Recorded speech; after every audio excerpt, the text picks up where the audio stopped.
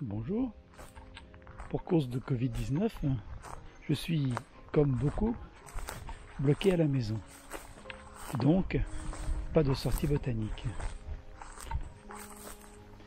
Comme j'ai la chance d'avoir un grand jardin, j'ai décidé de faire l'inventaire de la flore sauvage qui y pousse naturellement.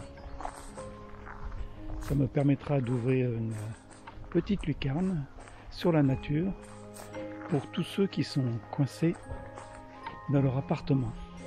Depuis plusieurs années, je laisse une partie de mon jardin en prairie naturelle pour favoriser la biodiversité végétale et animale.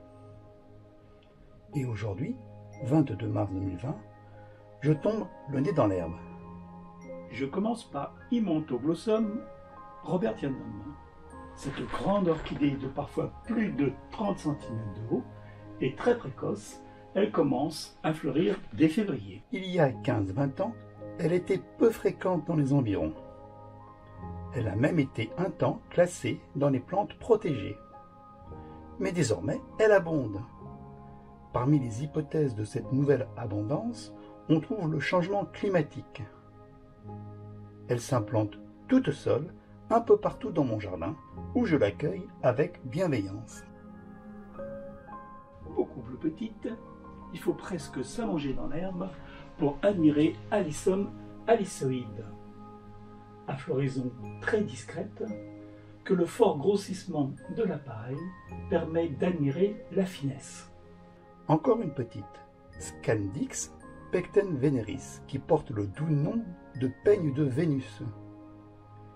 Ici, en fleurs, ce n'est que lorsque ces fruits seront formés que la forme délicate de son alignement de fruits prendra la forme d'un peigne pour coiffer la déesse Vénus.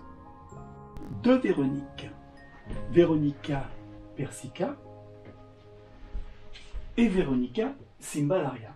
Veronica persica, elle couvre de larges surfaces de ces petites fleurs bleues fragiles qui attendent les rayons du soleil pour s'épanouir. Sa cousine à fleurs blanches, Veronica cymballaria, plus méditerranéenne, s'installe volontiers adossée à de vieilles pierres, ou, comme ici, nichée dans le tronc creux de mon vieux figuier. La dame d'onzeur, Ornithogalum umbellatum. Elle attend tous les jours les rayons du soleil pour ouvrir ses pétales, et c'est vers 11 heures que, poétiquement, vient son heure de s'offrir aux butineuses.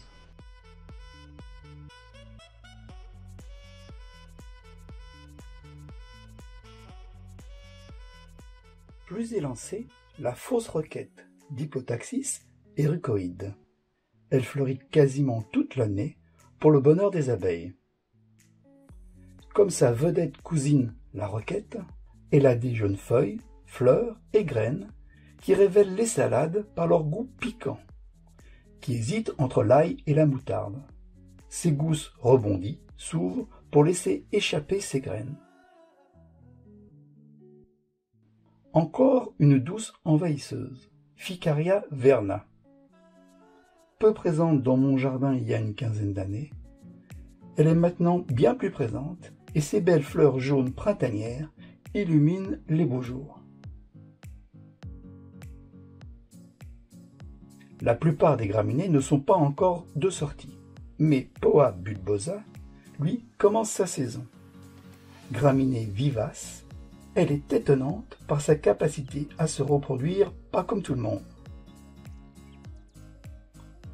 Ces graines germent directement dans l'inflorescence. Dans l'épi encore dressé, un organe vert s'allonge hors de la graine. Un peu plus tard, lorsqu'il se trouvera à terre, il s'enracinera et formera de nouveaux individus. C'est pourquoi il porte aussi le nom de pâturin vivipare. Que dire de Crépus santa, tellement abondant en ce début de printemps que c'est lui qui donne l'atmosphère à toute la prairie.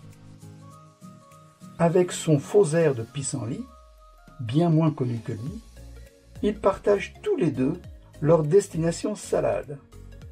D'ailleurs, un peu plus loin pousse le pissenlit. Ici, peut-être Taraxacum brown-blanchetti. L'identification précise des Taraxacum est souvent difficile à cause de leur hybridation. Mais peu importe son nom, c'est toujours un plaisir enfantin d'observer sa grappe de futurs parachutistes. Toujours dans la grande famille des astéracées, le sénesson commun, Sénécio vulgaris. C'est une plante que l'on trouve dans toutes les zones tempérées du monde. Au jardin, elle s'invite un peu n'importe où. Mais c'est avec un fort grossissement photographique que je l'apprécie le plus.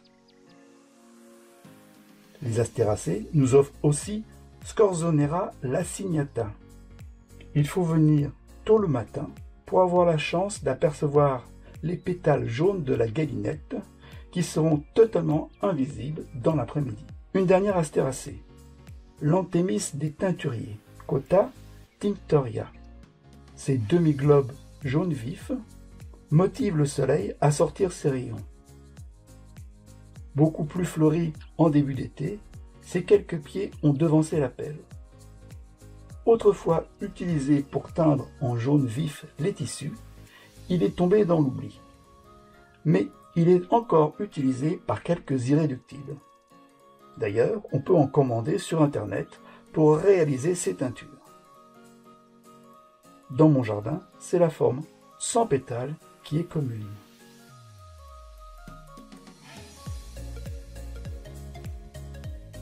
Pour le simple plaisir des yeux, une petite orchidée, Ophrys passionis.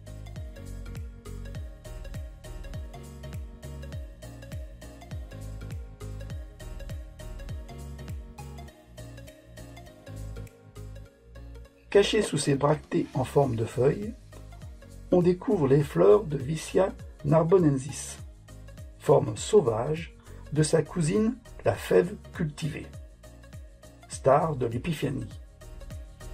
Attardons-nous un instant sur 3 discrètes que l'on peut ajouter aux salades sauvages.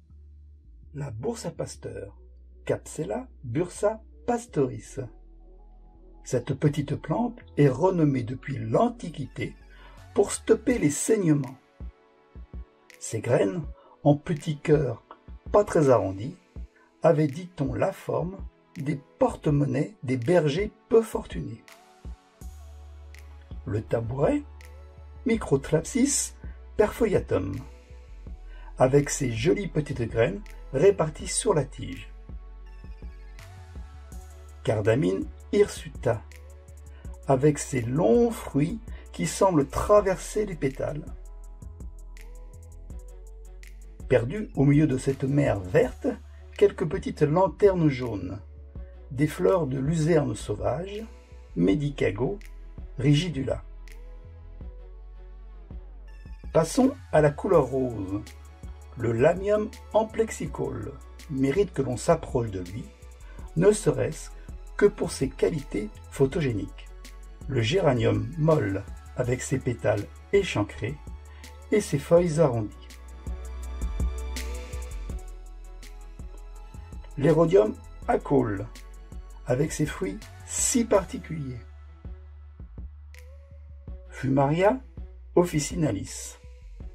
En plus d'être esthétique, le fumeterre est une plante médicinale reconnue qui s'appelle aussi l'herbe à la jaunisse pour son action favorable sur le foie. Parmi les précoces qui fleurissent déjà depuis un bon mois, il y a Muscari neglectum, avec ses jolies grappes de clochettes bleues. Elle cache sous terre, à la manière des tulipes, son petit bulbe de la taille d'une noix. Ce n'est pas le tout, mais leur tourne. D'ailleurs, voici le réveil matin. Euphorbia helioscopia. Sous son air sympathique, cette petite plante est pourtant toxique, comme la plupart des euphorbes. Je referme maintenant cette petite lucarne que j'ai souhaitée lumineuse. J'espère que l'humble inventaire de mon jardin, avec ses images apaisantes d'herbes sauvages, vous auront un temps fait oublier les restrictions du confinement général.